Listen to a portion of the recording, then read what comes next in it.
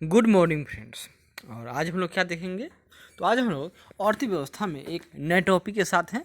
और आज टॉपिक है हम लोग का डीमोनेटाइजेशन यानी विमुद्रीकरण योजना। तो शुरू करते हैं। उससे पहले हम लोग बीपीएससी का जो मेन एग्ज़ाम होने वाला है 65 का, या फिर उसके आगे भी होगा 66 होगा, या कोई भी एग्ज़ाम जिसमें सब्जेक्टिव टाइप के क्वेश्चन आते हैं, उसके लिए महत्वपूर्ण है। और यह जो टॉपिक है यह बीपीएससी का जो जीएस पेपर 2 है उसमें अर्थशास्त्र एक टॉपिक है, महत्वपूर्ण टॉपिक है और उससे बहुत अच्छी मात्रा में क्वेश्चन आती है। तो उसी की बात हो रही है कि उसी में एक क्वेश्चन का आएगा। हाँ, ये बात ज़रूरी है कि कोई ज़रूरी नहीं है कि जो यह क्वेश्चन है हूबहू यही आ जाए, लेकिन इससे संबंधित और इससे आपको फायदा तो अवश्य ही होगा। तो शुरू करते हैं। विमुद्रीकरण योजना को स्पष्ट कीजिए और नोटबंदी से मिले अब तक के परिणामों के आधार पर नोटबंदी की नीति का मूल्यांकन कीजिए। मतलब इसमें क्या है कि नोटबंदी यानी विमुद्रीकरण हुआ, इसमें बताना है कि आपकी नज़र से और क्वेश्चन आ जाए कि वह सरकार कहती है कि सफल रहा, विपक्ष कहती है कि असफल रहा। तो अब आप बताइए कि वो सफल रहा या असफल रहा है। तो इसका जवाब कैसे दिया जाएगा? गोल मटोल जवाब दिया जाएगा। न तो आप इसको खूब सफल कह सकते हो, न ही आप इसको असफल कह सकते हो, क्योंकि सरकार के खिलाफ तो अभी जा नहीं सकते। तो शुरू करते हैं। सरकार द्वारा किसी भी मूल्य विशेष के किसी सीरीज को, यानी सरकार चाहेगी तो ऐसा कर सकती है कि केवल 100 नोट जो जिसके पीछे गांधी जी का फोटो है, हम लोग गांधी जी के फोटो वाले नोट को ही आज से क्या करते हैं, उसको उसका मान्यता ख़त्म कर देते हैं कि आप लोग आइए 10 दिन के अंदर में सारा नोट बैंक में जमा कर दीजिए और इसके बदले में आपको दूसरा नोट दिया जाएगा। क्लियर है? वो भी एक हो सकता है। या फिर मुद्रा की उस इकाई को ही अमान्य घोषित कर दिया जाए जो चलन जो जब चल रहा है, यानी पूरा मुद्रा भी जो चल रहा है मार्केट में उसी को बाहर कर दीजिए। तो अर्थशास्त्र की भाषा में वो क्या कहा जाएगा? तो अर्थशास्त्र की भाषा में उसको विमुद्रीकरण यानी डिमोनेटाइजेशन कहा जाता है। भारत में अभी तक 3 बार विमुद्रीकरण किया जा चुका है, याद कीजिए। मतलब मोदी जी ने किया, वह फर्स्ट टाइम न था, वह थर्ड टाइम था। तो देखिए, प्रथम बार कब हुआ था? 1946 की बात है। रिजर्व बैंक के अधिनियम में संशोधन कर धारा 126 के एक, मतलब ये नंबर है धारा, इसके द्वारा किया गया था। कब? तो 1946 में प्रथम बार। दूसरे बार 1978 यानी मोरारजी देसाई जब प्रधानमंत्री थे या जनता पार्टी की सरकार थी कहिए, तो उस समय किया गया था। उस समय 1000, 5000 और 10,000 के नोटों को सरकार द्वारा प्रचलन से बाहर कर दिया गया था। और तीसरा बार कब हुआ? तो रात में हम लोग टीवी पर देखे थे। कब? तो 8 नवंबर 2016 को रिजर्व बैंक अधिनियम की धारा वही 126 ए से प्राप्त शक्तियों के आधार पर नोट का चलन को क्या किया गया? तो चलन से बाहर कर दिया गया था। और 8 नवंबर 2016 को प्रधानमंत्री नरेंद्र मोदी द्वारा 500 एवं 1000 रुपये के नोटों को तत्काल प्रभाव से बंद किए जाने की ऐतिहासिक घोषणा की गई थी, जिसका भारत की अर्थव्यवस्था पर तात्कालिक एवं दीर्घकालिक रूप से काफ़ी गहरा प्रभाव पड़ा। तात्कालिक क्या प्रभाव पड़ा कि लंबी लंबी लाइन हम लोग टीवी पर देखते थे, चाहे जहाँ बैंक है, एटीएम सबके बाहर देखिए बहुत किलोमीटर लंबा लाइन लग गया। पूरे देश में लगता था कि जैसे कुछ क्रांति हो चुका है। सारे लोग नोट ले लेकर लाइन में दिन भर लगे रहते थे और यह मीडिया में भी खूब छाया। भारत की ये तत्कालिक परेशानी था कि लोगों को काम मिलना बंद हो गया, लोगों को पैसा का दिक्कत हो गया। जो पैसा घर में जमा किए हुए थे उनको अब तत्कालीन उनको बैंक में जमा करवाना पड़ गया। और बहुत सारे ऐसे भी लोग थे जिनका अकाउंट न था लेकिन घर में बहुत सारे पैसा जमा करके रखे हुए थे, तो उनके लिए भी परेशानी की घड़ी आ गई थी। और अर्थव्यवस्था उसके बाद क्या हो गया कि धीरे धीरे फिर पटरी पर आने लगी। लेकिन नोटबंदी से भारतीय अर्थव्यवस्था को काफ़ी परेशानी भी झेलनी पड़ी। इस फैसले से अब तक जहां देश के विकास की रफ्तार सुस्त रही, ऐसा कहा जाता है कि पहले नोटबंदी और फिर जीएसटी और उसके बाद आधार कार्ड, इस कारण से देश में क्या हो गया, देश में करप्शन है या देश के लिए नेसेसरी ग्रीस है, और वह जो करप्शन का ग्रीस था वो मोदी सरकार ने इसको ख़त्म कर दिया। जब ख़त्म कर दिया तो क्या होगा, इसका फैसले असर यह पड़ा कि देश की जो विकास की रफ्तार थी, यह बबल्स था, यह फूट गया। और जब बबल्स फूट गया तो क्या होगा, देश धरातल पर आ गया। और सरसरी तौर पर देखने पर लगा कि देश में अब विकास की रफ्तार सुस्त हो गई, रोजगार खत्म हो गया, विनिर्माण और विदेशी निवेश पर भी इसका असर पड़ा। भारतीय किसानों की माली हालत हो गई। ऐसा तो कोई किसान कहा नहीं कि माली हालत हो गई है, लेकिन सरकार को लगा और बहुत सारे रिपोर्ट में सामने आया कि किसानों की हालत खराब है। बैंकों की वित्तीय स्थिति पर गहरा प्रभाव पड़ा। जहां नोटबंदी के फैसले से सरकार के राजस्व में वृद्धि हो गई, भारत का रिजर्व बैंक लाखों करोड़ रुपए जमा हो गए, अर्थव्यवस्था में सुधार हो गया। क्यों? क्योंकि वित्त मंत्रालय के पास अकूत संपत्ति जमा हो गई। वहीं इससे देश को काफ़ी नुकसान भी झेलनी पड़ी कि देश का जो पहिया था विकास का वो थम गया। भले ही यह पहिया किसी भी कारण से चल रहा था, लेकिन चल तो रहा था। अब नोटबंदी के कुछ पक्ष में भी देख सकते हैं। जैसे देखिए, नोटबंदी पर अब तक वित्त मंत्रालय जो रिपोर्ट जारी किया गया था उसके अनुसार इस फैसले से बाजार में जो प्रचलित नकदी था 17.77 लाख करोड़ रुपए वो घट गए और मात्र 15 लाख करोड़ रुपए तक ये रह गई। लेकिन इसकी दूसरी भी बात है कि जितने सारे पैसे जो सरकार ने के पास आए थे, फिर वो लोग तो धीरे धीरे 2000 रुपये के नोट के रूप में लेकर फिर वापस चला गया। मंत्रालय ने कहा कि नोटबंदी के फैसले के कारण देश में टैक्स का बेस तो बढ़ा है। सही बात है, टैक्स बेस बढ़ा, जिसमें डिजिटल लेन देन का अहम योगदान है। अब नोट तो पहले लिमिट लगा दिया गया कि अब 4000 से ज़्यादा ले नहीं सकते हो, तो सामान्य सी बात है कि ऑनलाइन पेमेंट बढ़ा। देश में अब अधिकतर लोग कैश की जगह डिजिटल तरीके से लेन देन करने लगे हैं। हाँ, इसका विकास हुआ, ऐसा अधिकतर तो नहीं कर सकते हैं, लेकिन विकास हुआ। यह भारतीय अर्थव्यवस्था को मजबूती प्रदान करने में महत्वपूर्ण है। वित्त मंत्रालय के अनुसार नोटबंदी का असल उद्देश्य काले धन पर लगाम लगाना था। काले धन मतलब क्या? वो धन कोई काला या ब्लैक थोड़ी होता है। धन मतलब क्या? आपने सरकार को टैक्स न दिया हो और वह पैसा आपके पास हो, तो वह सरकार की नज़र में काला धन है। अगर आप उसमें सरकार का हिस्सा दे देते हो, हिस्सा कहिए टैक्स, तो वह काला धन यानी ब्लैक मनी नहीं रहेगा।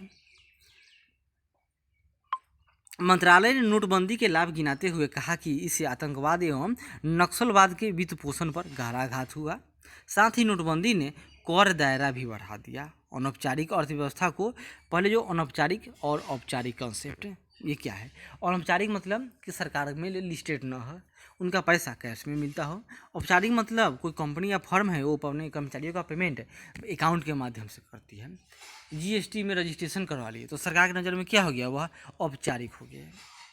लेकिन कोई ज़रूरी ना है कि वह औपचारिक मतलब अब उसको पेंशन मिलेगा ही, उसका नौकरी नहीं जाएगा, उसको छुट्टी मिलेगा, ये कोई आवश्यक नहीं है। तब्दील करने में भी मदद की। नोटबंदी ने काले धन पर अचानक रोक लगा, जिससे हजारों करोड़ों रुपए का काला धन जब्त कर लिया गया एवं उन्हें प्रचलन से बाहर कर दिया गया। सरकार द्वारा जारी आंकड़ों के आधार पर चलिए कुछ आंकड़ों का खेल देख लेते हैं। इनमें बताया गया है कि इस निर्णय से कर आधार बढ़ गया। जैसे पिछले चालू वर्ष वित्त वर्ष में अप्रैल से अक्टूबर के दौरान रिकॉर्ड 3.78 करोड़ यानी लगभग 4 करोड़ व्यक्तियों अथवा कंपनियों ने आयकर ई रिटर्न दाखिल किया, जबकि पिछले वर्ष इस अवधि में यह आंकड़ा लगभग 3 करोड़ से कुछ ज़्यादा थी। अर्थात आयकर रिटर्न भी अब अधिक हो रहा है। सरकार का मानना है कि नोटबंदी के चलते क्या हुआ, अब तक करीब 1.15 करोड़ आयकर दाता बढ़ गए हैं। रिटर्न फाइलिंग का यह आंकड़ा इसलिए अहम है क्योंकि 1.25 अरब से अधिक की आबादी वाले देश भारत में 5% लोग भी रिटर्न दाखिल नहीं करते थे, जबकि आयकर विभाग की ई फाइलिंग वेबसाइट पर अब तक 6.97 करोड़ करदाता पंजीकृत हो चुके हैं। आगे देखिए, लगभग सभी सरकारी एवं प्राइवेट संस्थानों में अधिक से अधिक डिजिटल प्लेटफॉर्म उपयोग होने लगे हैं। सरकारी फॉर्म भरने से लेकर फीस जमा करने एवं टैक्स फाइल करने से लेकर सरकारी कागजातों में भी डिजिटलाइजेशन का उपयोग होने लगा है। नोटबंदी के बाद ऋण दरों में गिरावट के कारण बैंक ऋण कुछ सस्ते हुए हैं, यानी महंगाई घट गई। रियल एस्टेट सेक्टर में कीमतों में काफ़ी गिरावट देखने को मिली, जिसका क्या होगा? लाभ उपभोक्ताओं को मिलेगा। रियल एस्टेट में पहले बहुत ज़्यादा उसका प्राइस था। क्यों? कहा जाता है कि जो ब्लैक मनी है, जो करप्शन का पैसा है, उसमें ज़बरदस्त लगता था, लेकिन जब सरकार ने इस पर अंकुश लगा दिया तो रियल एस्टेट का कारोबार मंदा हो गया। जब मंदा होगा तो उसका नॉर्मल सी बात है कि उसका प्राइस गिर जाएगा। अब आम आदमी भी रियल एस्टेट में जो फ्लैट्स है खरीद सकते हैं। अब नोटबंदी का कुछ और तर्क देखते हैं। नोटबंदी विपक्ष में और अथवा हानियाँ, यानी विपक्ष जो सरकारी विपक्ष है या उसके खिलाफ है, या जो नोटबंदी की कुछ हानियाँ हैं। क्या क्या हानियाँ हैं? नोटबंदी के बीते 2 वर्षों से अधिक के बाद भी भारतीय अर्थव्यवस्था पर इसका गहरा असर अभी भी जारी है। आज भी बार बार नए नोटों के साइज बदलने के कारण क्या हो गया, एटीएम मशीनों की तकनीकी समस्याओं से आए दिन लोगों को दो चार होना पड़ता है। अब इस एटीएम के प्रबंधन में भी सुधार करना पड़ता है, जिससे अरबों रुपए खर्चा हो गए हैं। और देखिए यहाँ पर एटीएम प्रबंधन एवं संचालन नियमों अथवा शर्तों के अनुसार समय रहते अगर नियमों और नीतियों में परिवर्तन नहीं किया गया तो अभी भी देख लीजिए 2020 है, अभी तो कोरोना काल है, कोई मांग नहीं है, लेकिन उससे पहले जब कोरोना न था तब अभी आधे से अधिक एटीएम बंद ही रहते थे। लोगों को आए दिन छोटे मोटे लेन देन करने में भी बहुत सारी कठिनाइयों का सामना करना पड़ता है। भारतीय स्टेट बैंक समेत कई सरकारी और निजी बैंकों ने सेविंग अकाउंट पर ब्याज दरें घटा दी हैं। इसमें कुछ भागीदारी नोटबंदी ने भी तो निभाई है। नोटबंदी के चलते बैंकों में लिक्विडिटी तो बढ़ गई है, तरलता बढ़ गई, यानी कैश बढ़ गया। ऐसे में बैंकों ने ब्याज दर घटाना ही अपने लिए फ़ायदेमंद समझा, तो अपने लोग अधिक से अधिक लोन लेने आएंगे, और क्योंकि कर्ज इंटरेस्ट रेट कम होगा और इंटरेस्ट रेट घटा दिया जाएगा तो क्या होगा, लोग कम से कम पैसा बैंक में जमा करने जाएंगे। नोटबंदी के 2 साल बाद, 2 साल नहीं, अब तो 16 में था तो अब 20 आ चुका है, तो वर्तमान समय में भी आरबीआई ने कहा है, क्या कहा कि बंद किए गए 500 और 1000 के नोटों की गिनती अब वर्तमान में पूरी हो गई है। रिजर्व बैंक ऑफ इंडिया ने वित्त वर्ष 2017-18 की वार्षिक रिपोर्ट में कहा था कि बंद किए गए में कितना 99.3% नोट वापस आ गए, यानी लगभग टोटल नोट वापस आ गया। नोटबंदी के समय मूल्य के हिसाब से 500 और 1000 रुपये के लगभग 15.41 लाख करोड़ रुपए के नोट चलन में थे। रिजर्व बैंक की रिपोर्ट में कहा गया है कि इनमें से 15.31 लाख करोड़ रुपए के नोट बैंकों के पास वापस आ चुके हैं। इसका मतलब यह है कि सिर्फ 10,720 करोड़ रुपए ही बैंकों के पास वापस नहीं आए, यानी यही बैंक का मुनाफा हुआ। आरबीआई द्वारा जारी रिपोर्ट से स्पष्ट है कि काला धन के नाम पर सरकार द्वारा नोटबंदी का फैसला तर्कसंगत नहीं था, यह कुछ लोगों का कहना है। नोटबंदी का सबसे ज़्यादा प्रभाव उन उद्योगों पर पड़ा जहां ज़्यादातर कैश में लेन देन होता था। इसमें अधिकतर छोटे उद्योग, एमएसएमई की बात हो रही है, कुटीर उद्योग। नोटबंदी के दौरान इन उद्योगों के लिए कैश की किल्लत हो गई। इसकी वजह से उनका कारोबार ठप पड़ गया, लोगों की नौकरियां चली गई और वे आज भी नोटबंदी के मारे और अब वर्तमान में कोरोना के मारे फिर रहे हैं। सरकार ने 500 रुपये के बंद नोट के स्थान पर नया नोट तो जारी किया, लेकिन 1000 के बदले में 2000 का नोट जारी कर दिया। अब यह कहाँ तक उचित था। नोटबंदी के बाद 2016-17 में रिजर्व बैंक ने 500 और 2000 रुपये के नए नोट तथा अन्य मूल्य के नोटों की छपाई पर करीब 8000 करोड़ रुपए खर्च किए, जो इसे पिछले साल खर्च की गई 3421 करोड़ रुपए की राशि के दोगुने से भी अधिक है। जुलाई 2017 से जून 2018 के दौरान केंद्रीय बैंक ने नए नोटों की छपाई पर लगभग 5000 करोड़ रुपए खर्च कर दिए। सरकार के नज़रिया से नोटबंदी को काले धन, भ्रष्टाचार पर अंकुश तथा जाली नोटों पर लगाम लगाने के कदम के रूप में देखा जा रहा था, लेकिन रिजर्व बैंक का कहना है कि एसबीएन में 500 और 1000 रुपये के पकड़े गए जाली नोटों की संख्या क्रमशः 59.7 और 59.6% ही कम हुई है, जबकि हाल के वर्षों में जाली नए नोटों के कारोबार में से तेजी से इजाफा हुआ है। अब यही कारण है कि सरकार कही, और शुरू में उर्जित पटेल के कहने पर ही नोटबंदी हुआ था और बाद में उर्जित पटेल ने ही इस्तीफा दे दिया, क्योंकि सरकार ने आरबीआई से पैसा मांगा था। तो अभी क्योंकि सरकार कहती है कि आरबीआई के पास और बहुत अधिक पैसा जमा है, अतिरिक्त शेष है, तो सरकार को दे, लेकिन आरबीआई का कि नहीं, ये तो पैसा सरकार का नहीं, वो आरबीआई का है। अब इसी पर विवाद हो गया और उर्जित पटेल ने इस्तीफा दे दिया, तो इसको भी नोटबंदी से जोड़कर देखा जाता है।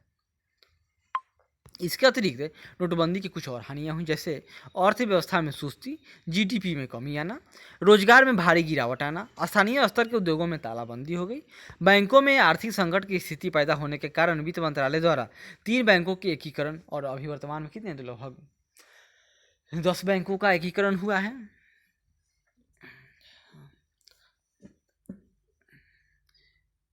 नोटबंदी के दौरान 3 महीने से अधिक समय तक बैंकों की कतार में करोड़ों लोगों के मानवीय श्रम का दुरुपयोग हुआ। 21 नवंबर 2018 को कृषि मंत्रालय द्वारा संसद की स्थायी समिति को सौंपे गए एक रिपोर्ट में कहा गया है कि नोटबंदी फैसला भारतीय किसानों के लिए किसी त्रासदी से कम नहीं रहा। ये सब किसान वाली बात है, ये तो कहने वाली बात है, ऐसी कोई बात है नहीं। नोटबंदी की मार 26.3 करोड़ भारतीय किसानों पर प्रत्यक्ष रूप से पड़ा और उनकी माली हालत चरमरा गई। हाँ, आप लिख सकते हो, लेकिन नोटबंदी का ज़्यादा असर गांव से अधिक शहर में था।